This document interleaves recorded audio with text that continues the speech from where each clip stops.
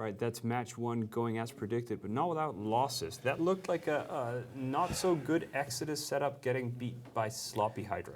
Yeah, this is what I was kind of talking about a little bit earlier, that I think Exodus should have seen what they were going to field. Okay, they changed the setup slightly, fielded more cruiser holes instead, but they should have known that they're going up against that kind of a kitey-ish control cruise base setup with Malices, and bringing Navy dummies in a Sin, which don't have the tracking or the range. No, it feels very weird. Like, it does feel like they just really, really, really wanted to bring the dummies. Yes. And they got banned, and so they just didn't have anything else, which is odd for Exodus. And yeah, if you're joining the tournament late, if you're tuning in for finals day, the Dominix has been really popular throughout. It got a big rebalance in Odyssey, and it picked up a tracking and optimal range bonus for drones, which makes sentries really powerful in the tournament.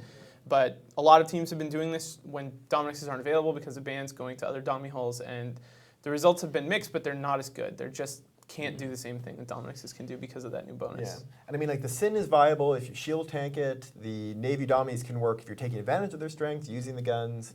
This really just felt like it was a dummy setup that they tried to shoehorn other Ships into. Yeah. They probably would have actually done better fielding 3 Armageddons instead. Yeah.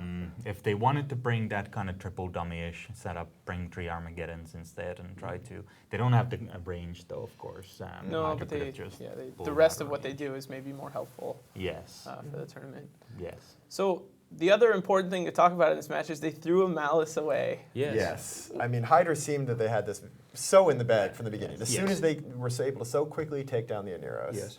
But then the Guardian, Count Monte Carlo's Guardian, just got himself caught. That was one of the biggest piloting mistakes we've seen from a launcher pilot so far. And okay, it didn't hurt their chances of winning. They had won the match at that point, but they absolutely needlessly drew away a Guardian and a Malice. And I mean, that should have just been a 100-0 match Absolutely. where they just move on. Yeah. And all credit to Exodus because they did the right thing. Yeah, they took advantage of it. The Guardian gets itself killed, and they can't win the match. The best they can do is kill a Malice, and they did exactly that. Yeah. So. And there's And two. it was touch and go, but they did. Yeah. Yeah. And there's two kinds of costs. Like the obvious one is this cost. We've seen tournament ships get lost yesterday. I'm sure we'll see more tournament ships today. They're really expensive. Malices are probably like 30 to 50 billion ISK a piece or something, ISK-wise.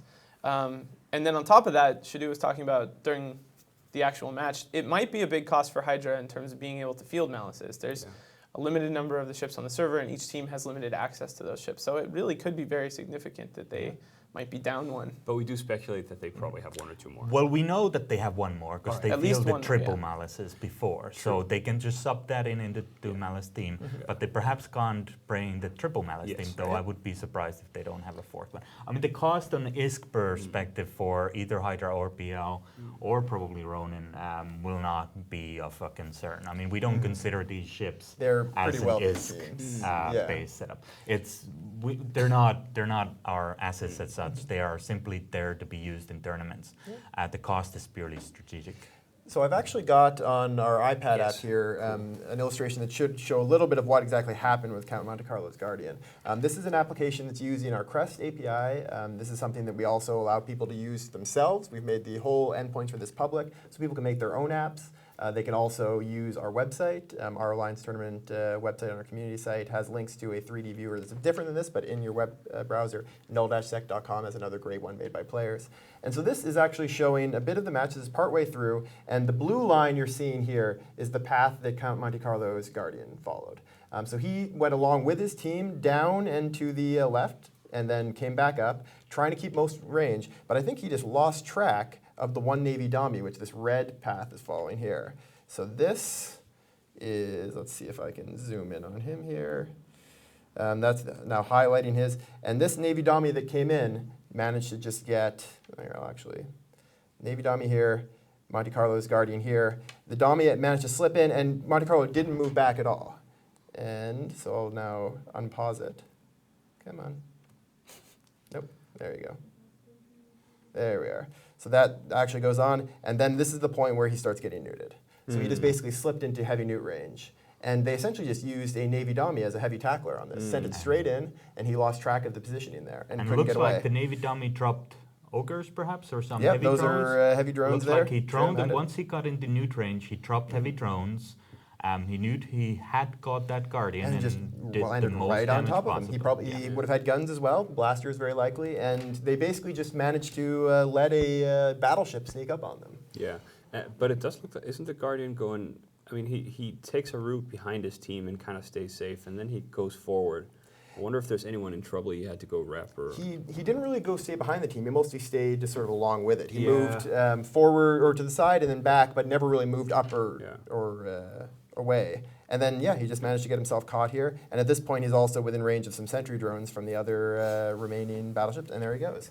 And that's the Guardian kill that then allowed them to take down the Malice. That's really interesting. A lot of the Dami teams, I don't know, I guess it's varied, but it's a good show by Exodus to use them aggressively. A lot of Dami teams have kind of stayed with their sentries and been very stationary throughout most of the match, which lets teams like this that are mobile sort of take advantage of that. And it's pretty cool that they just got really aggressive and charged him down. I mean, Yep. Yeah. They probably saw him make a mistake and decided to exploit that, and they went for it. And good play on them.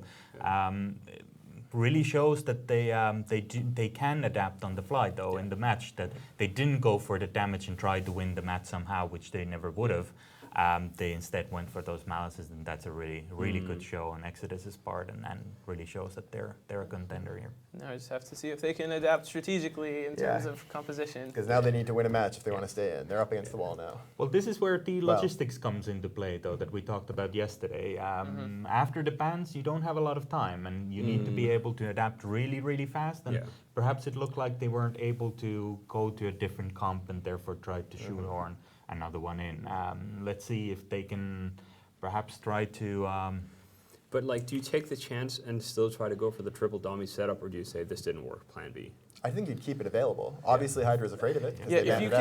can if you can get Dommies, you go for the triple Yes. Dommy Yeah. setup again. But I don't think You they don't can do run that. some sub-in Navy Dommy version for Dommy No. setup again. I think that would be The pretty. Geddon version, I think, would have Yeah. perhaps done a little bit better, especially if that Guardian would have made a similar mistake. Then again, a Guardian, if he sees triple Geddons, he will not go anywhere near them. So, But I mean, and yesterday, Hydra against PL ran the same bands 3 matches in a row. I mean, I wouldn't be surprised if we saw the same bands as well Right. here. Yeah. But anyway, we do have the stats for the next match coming up. It is the Ronin versus Pandemic Legion. Their first best of 3. Look at And, that total damage done. PL. Yeah, that's...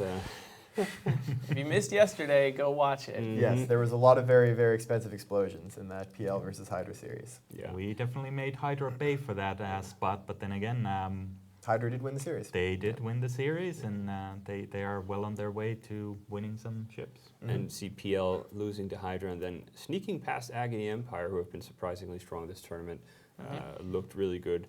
And Using certainly- a setup that we used against them in the previous matches as well, which is kind of...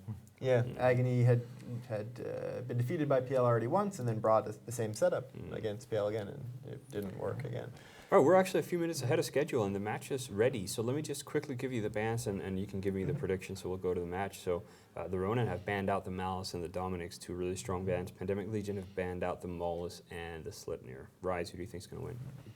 I mean, I think PL's going to win. They're looking like the tournament titans that they usually are this year, and Ronin certainly has their work cut out for them. Yeah, I also think PL's the odds-on favorite for this. Those bans make me a little bit worried. Previously, the Ronin have been very predictable, but Yeah. those bans show to me that they might be more... So I'm going to go with Ronin. All right. I'm going to go with PL. I think that they might lose a match in this series, but I don't think it'll be the first one. So PL for me.